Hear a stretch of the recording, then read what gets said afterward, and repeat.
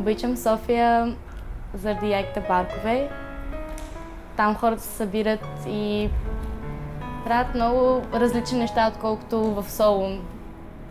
Играят на спортове и има малко по-различен маниер тук, отколкото в Солун. И това ми харесва. Различното ми харесва.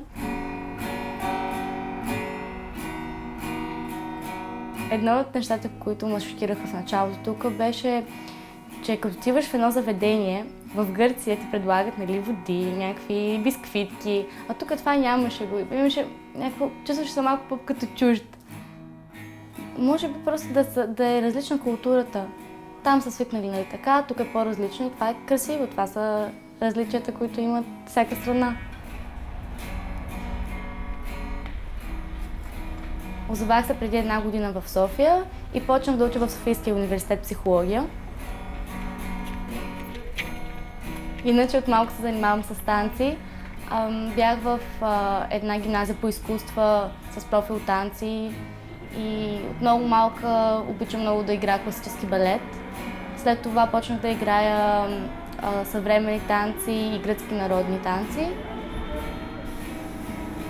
Може би майка ми малко ме насочи към там, защото искаше да си намеря някакво хоби и тя ми остави пълен избор, какво да си избера и водише ме на различни спортове, дори таеквондо съм пробвала.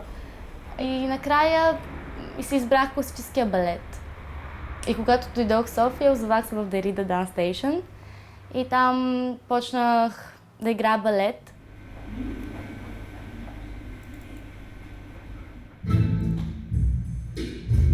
Години преди харесваше ми тази дисциплина, която иска балета, което мен ми липсваше малко. Винаги бях малко така... Не взимах много на сериозно нещата. Взех една насока, която, дисциплинирана, това трябва да правя. Само отстойката на тялото е дисциплина.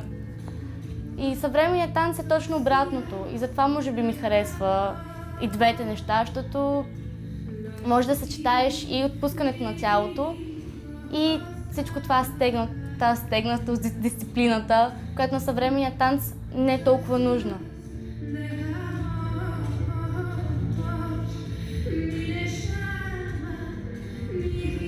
Гърция не е толкова развита, България е по-развита в това изкуство.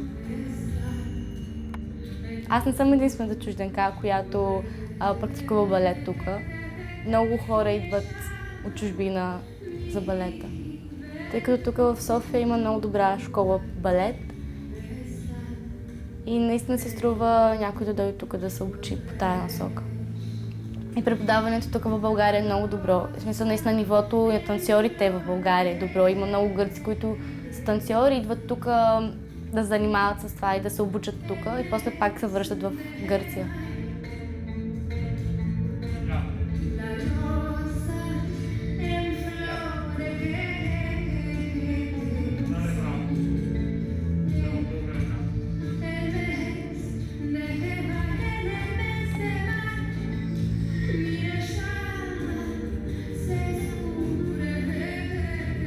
За мен танците е начин за израз, защото да говоря пред хора ми е много трудно, а да танцувам пред хора ми е по-различно, като че ли наистина те се запознават с мен. И ми е много по-удобно така да се представям пред хората, колкото да говоря.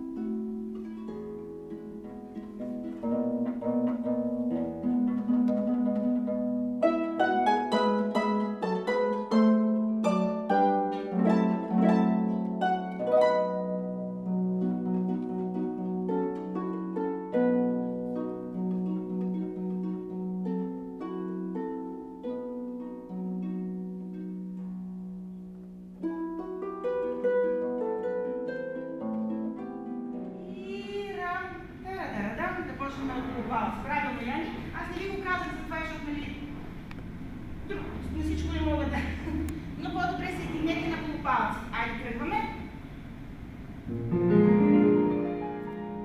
Има много приятели, които бяхме от същата гимназия с танците, които същия начин на израз е танците. Те го разбират много повече от някой друг човек, сигурност.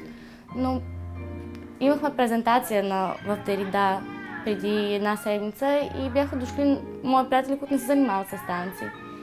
И на тях, нали, разбраха, харесаха им. Да, в смисъл, ако не се занимаваш с едно изкуство, го възприемаш по различен начин просто. Повечето пъти публиката не разбира колко труд е вложен в едно представление, за да стане това, което е. И това ми се случва и с мен, като гледам една театрална постановка, не си замисля, нали, колко репетиции са правили тези хора накрая да се озоват там, където са.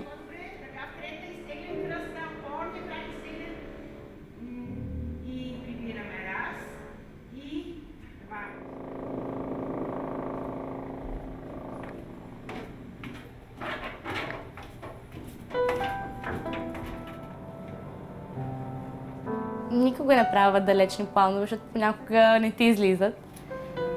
Но бих желала да живея в Солун. Мисля, че е подходящ град за мен. Има морето, което ме успокоява много. И хората ми харесват там много. И може би някой ден да се върна в Солун и да приложа това, което съм учила тук-там.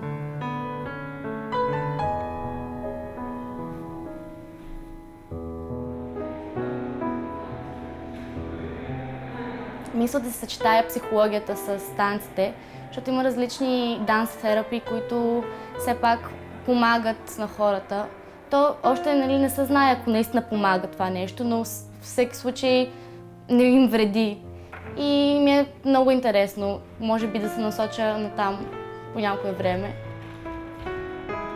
И се представям, нали, да помагам на хора, които имат проблеми, да се изразяват чрез танците и това да им помага.